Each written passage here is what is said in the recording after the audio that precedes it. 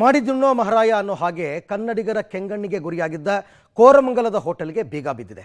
ಕನ್ನಡಿಗರ ಸಿಟ್ಟಿಗೆ ಕಾರಣವಾಗಿದ್ದಂತಹ ಬರಹ ಬರೆದಿದ್ದ ಹೋಟೆಲ್ಗೆ ಈಗ ಸೀಸ್ ಮಾಡಲಾಗಿದೆ.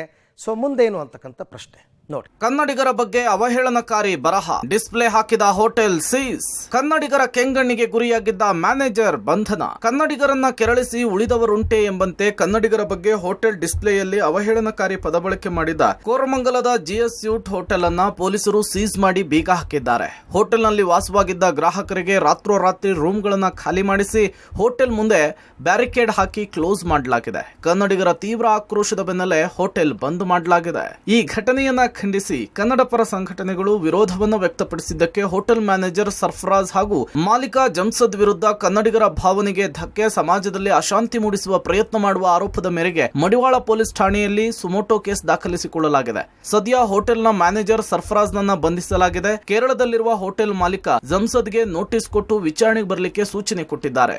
ಹೋಟೆಲ್ ಡಿಸ್ಪ್ಲೇಯಲ್ಲಿ ಕನ್ನಡಿಗರಿಗೆ ಅಪಮಾನ ಮಾಡುವಂಥ ಪದವನ್ನು ಪ್ರಯೋಗ ಮಾಡಿದ್ದಂಥ ಹೋಟೆಲನ್ನು ಬೆಂಗಳೂರಿನ ಮಡಿವಾಳ ಪೊಲೀಸರು ಸೀಜ್ ಮಾಡಿರುವಂಥದ್ದು. ಸದ್ಯ ನಾನು ಬೆಂಗಳೂರಿನ ಕೋರಮಂಗಲದಲ್ಲಿರುವಂತಹ ಜಿಎಸ್ ಶೂಟ್ಸ್ ಹೋಟೆಲ್ ಬಳಿ ಇದ್ದೇನೆ. ಈ ಹೋಟೆಲ್ನ ಡಿಸ್ಪ್ಲೇಯಲ್ಲಿ ಕನ್ನಡಿಗರಿಗೆ ಅಪಮಾನ ಮಾಡುವಂಥ ಒಂದಷ್ಟು ಶಬ್ದಗಳನ್ನು ಬಳಸಿ ಡಿಸ್ಪ್ಲೇ ಮಾಡಿದರು. ಆ ಕಾರಣಕ್ಕಾಗಿ ಮಡಿವಾಳ ಪೊಲೀಸ್ ಠಾಣೆಯಲ್ಲಿ ಹೋಟೆಲ್ ವಿರುದ್ಧ ಮತ್ತು ಮ್ಯಾನೇಜರ್ ವಿರುದ್ಧ FIR ದಾಖಲಾಗಿತ್ತು. ಈಗಾಗಲೇ ಪ್ರಕರಣಕ್ಕೆ ಸಂಬಂಧಪಟ್ಟಂತೆ ತನಿಖೆ ಮಾಡಿದಂಥ ಮಡಿವಾಳ ಪೊಲೀಸರು ಈ ಹೋಟೆಲ್ ಮ್ಯಾನೇಜರ್ ನನ್ನ ಬಂಧನ ಮಾಡಿರುವಂಥದ್ದು. ಈಗಾಗಲೇ ಹೋಟೆಲ್ ಮಾಲೀಕರ ವಿರುದ್ಧವೂ ಕೂಡ FIR ದಾಖಲಾಗಿದ್ದು ಅವರು ಬೆಂಗಳೂರಿನಲ್ಲಿ ಇಲ್ಲ ಅನ್ನುವಂಥ ಕಾರಣಕ್ಕೆ ಅವರಿಗೆ ಹುಡುಕಾಟವನ್ನು ನಡೆಸಿದ್ದಾರೆ ಅನ್ನುವಂಥ ಮಾಹಿತಿಗಳು ಇರುವಂಥದ್ದು.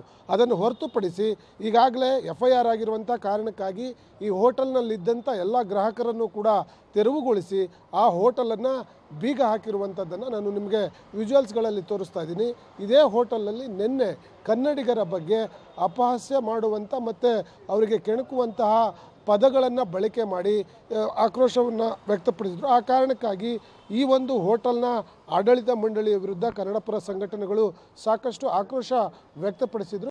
ಇನ್ನು ಕನ್ನಡಿಗರಿಗೆ ಅಪಮಾನ ಮಾಡಿದ ಹೋಟೆಲ್ನ ಪರವಾನಗಿಯನ್ನ ಕಾಯಮಾಗಿ ಹಿಂಪಡೆಯುವಂತೆ ಬಿಬಿಎಂಪಿಗೆ ಕನ್ನಡ ಪರ ಸಂಘಟನೆಗಳು ಮನವಿ ಮಾಡಿಕೊಂಡಿವೆ. ಕನ್ನಡಕ್ಕೆ ಅಪಮಾನ ಮಾಡೋರಿಗೆ ತಕ್ಕ ಪಾಠ ಆಗಬೇಕು, ಹೀಗಾಗಿ ಲೈಸೆನ್ಸ್ ಅನ್ನ ರದ್ದು ಮಾಡಬೇಕು ಅಂತ ಹೇಳಿ ಆಯುಕ್ತ ಮಹೇಶ್ವರ್ ರಾವ್ಗೆ ಕನ್ನಡ ಚಳವಳಿ ಕೇಂದ್ರ ಸಮಿತಿ ಮನವಿಯನ್ನ ಮಾಡಿಕೊಂಡಿದೆ.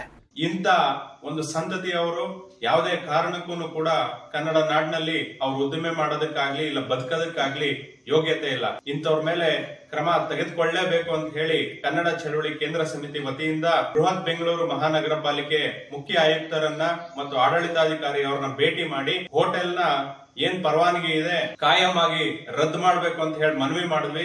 ಸದ್ಯ ಹೋಟೆಲ್ನಲ್ಲಿ ಅಳವಡಿಸಿದಂತಹ ಡಿಸ್ಪ್ಲೇ ಅನ್ನ ಮಡಿವಾಳ ಪೊಲೀಸರು ವಶಕ್ಕೆ ಪಡೆದುಕೊಂಡಿದ್ದಾರೆ. ಹೋಟೆಲ್ ಮ್ಯಾನೇಜರ್ ಟೆಕ್ನಿಕಲ್ ಸಮಸ್ಯೆಯಿಂದ ಹೀಗಾಗಿದೆ ಎಂಬ ಕಾರಣಕ್ಕೆ ಡಿಸ್ಪ್ಲೇಯನ್ನ ಟೆಕ್ನಿಕಲ್ ಪರೀಕ್ಷೆಗೆ ಒಳಪಡಿಸಿದ್ದಾರೆ. ಒಟ್ಟಾರೆ ಕನ್ನಡಿಗರನ್ನ ಕೆಣಕಿದಂತಹ ಕೇರಳ ಮೂಲದ ವ್ಯಕ್ತಿ ಮಾಲೀಕತ್ವದ ಹೋಟೆಲ್ಗೆ ಬೀಗ ಬಿದ್ದಿದೆ. ನಾಗೇಶ್ ಜೊತೆ ಲೋಕೇಶ್, ಪಬ್ಲಿಕ್ ಟಿವಿ, ಬೆಂಗಳೂರು.